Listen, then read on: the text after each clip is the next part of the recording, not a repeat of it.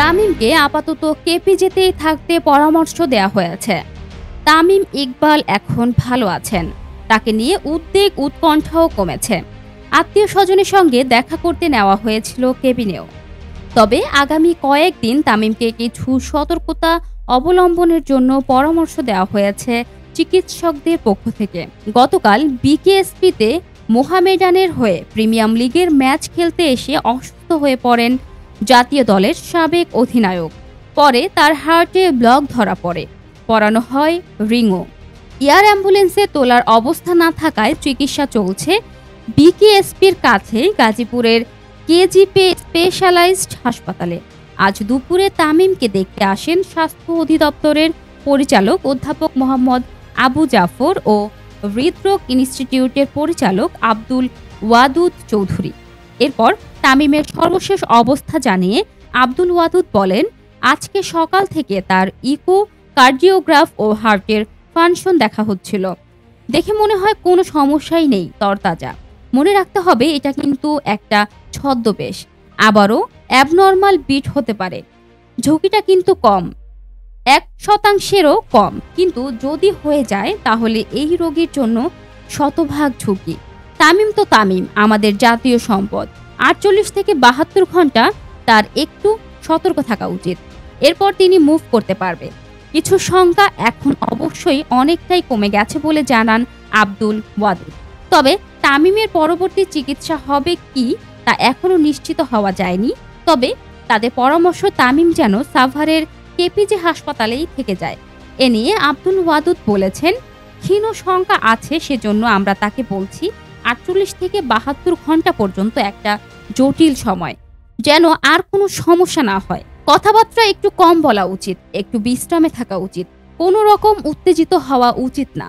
শুরুর সময়টা এখানে একটু থেকে স্টেবল হয়ে তারপর তার পুনর্বাসনের জন্য ভালো কোনো জায়গা যেতে পারবে। তামিমের পরিবারও তার পরবর্তী চিকিৎসার ব্যাপারে এখনো চূড়ান্ত সিদ্ধান্ত নেননি বলে জানা গেছে। তার এক চিকিৎসক আত্মীয়দের সঙ্গে এ নিয়ে পরামর্শ করেছে।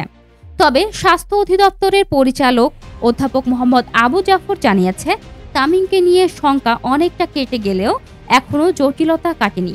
তিনি বলেন, তামিম ইকবাল সার্বিক অবস্থা আশাবঞ্জক। তিনি বলেন, তামিম ইকবালের সার্বিক অবস্থা আশাবঞ্জক, কিন্তু যে প্রাথমিক পিসিআই হয়েছে এটা একটা ফরেইন বডি, এখানে কখনো কখনো অ্যাকশন রিয়াকশন হতে পারে। যে রিংটা লাগানো হয়েছে এটা সাময়িকভাবে বন্ধ হয়ে যেতে পারে, আমরা থাম্বেসিস বলি। যদিও সংখ্যা খুবই কম, তবে সেই ঝুঁকিটা রয়েছে, আশঙ্কা রয়েছে। সেই ব্যাপারে তার পরিবারের সদস্যদের সঙ্গে আমরা কথা বলছি। 48 ঘন্টা থেকে 72 ঘন্টা পর্যন্ত ঝুঁকিপূর্ণ, আর তার স্বাভাবিক কার্যক্রম অর্থাৎ খেলাধুলায় ফিরতে 3 মাস সময় দিতে হবে। এছাড়া উনি বাসায় স্বাভাবিক কাজকর্ম হাঁটাচলা করবেন, তবে বিশ্রামে থাকতে হবে। তাদের এই পরামর্শ তামিমকেও জানানো হয়েছে বলে জানান অধ্যাপক জাফর। এই মুহূর্তে মুভ করাটা তার জন্য খুবই ঝুঁকিপূর্ণ। এই জিনিসটাও তামিম ইকবালের সঙ্গেও আলাপ করেছি। এটাই স্বাভাবিক যে সর্বোচ্চ চিকিৎসা সেবা যেখানে আছে সবাই সেখানেই যেতে চাইবে, তবে তার জন্য যাওয়াটা কতটা নিরাপদ সেটা আলাপ করেছি, যদিও এটা তাদের পারিবারিক সিদ্ধান্তের ব্যাপার। তবে আমাদের চিকিৎসকদের নির্দেশনাকে সম্মানস্বরূপ মেনে না চললে যে আশঙ্কাটা থাকে সেটা সম্পর্কে আমরা তো আসলেই ভবিষ্যৎ বলতে পারবো না।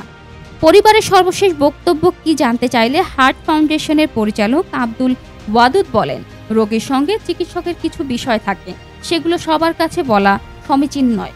এছাড়া সাধারণভাবে যেসব পরামর্শ আমরা দিয়েছি সেগুলো জানালাম। আজকের সময় যাচ্ছে, 48 ঘন্টা থেকে 72 ঘন্টা হলো ঝুঁকিপূর্ণ, আর তার স্বাভাবিক কার্যক্রম অর্থাৎ খেলাধুলায় ফিরতে 3 মাস সময় দিতে হবে। এছাড়া উনি বাসায় স্বাভাবিক কাজকর্ম হাঁটাচলা করবেন, তবে বিশ্রামেই থাকতে হবে।